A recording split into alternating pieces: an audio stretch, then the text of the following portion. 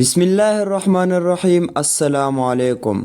اکثر علماء کی رائے یہ ہے کہ حضرت لقمان حکیم پیغمبر نہیں تھے، ہاں ایک پاک باز، متقی اور پرہیزگار انسان تھے جس کو اللہ تعالیٰ نے اعلیٰ درجے کا عقل و فہم اور متانت و دانائی عطا فرمائی تھی۔ انہوں نے عقل کی استعمال سے وہ باتیں کھولے جو پیغمبروں کے احکام و ہدایات کے موافق ہے۔ ان کے عاقلانہ نصیحتیں اور حکمت کی باتیں لوگوں میں مشہور چلی آئی ہے۔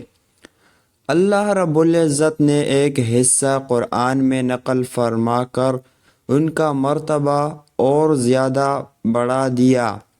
شاید مقصود یہ جتلانا ہو کہ شرک وغیرہ کا قبیح ہونا جس طرح فطرت انسانی کی شہادت اور انبیاء کی وحی سے ثابت ہے، دنیا کی منتخب عقل مند بھی اپنی عقل سے اس کی تائید و تصدیق کرتے رہے ہیں۔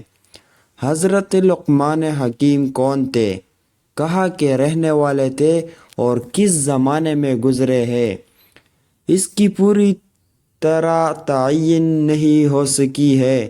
اکثر کا قول ہے کہ حبشی تھے اور حضرت داؤد علیہ السلام کے عہدے میں گزرے ہیں۔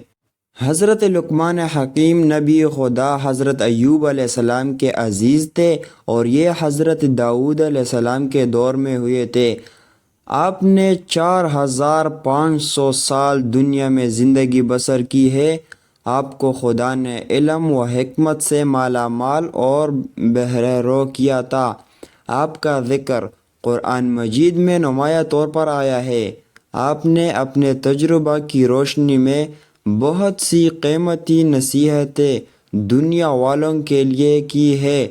آپ نے اپنی نصیحتوں میں خاص طور سے اپنے بیٹے کو مخاطب رکھا ہے۔ آپ کی نصیحتوں کا ذکر قرآن مجید میں بھی ہے۔ آپ کے بے شمار نصیحتوں کے شمار اختلاف ہے۔ بعض علماء 3000 بتاتے ہیں اور صاحب جنات الخلود نے 7000 بتایا ہے۔ اگر ویڈیو اچھی لگی تو لائک اور چینل کو سبسکرائب لازمی کریں۔ شکریہ۔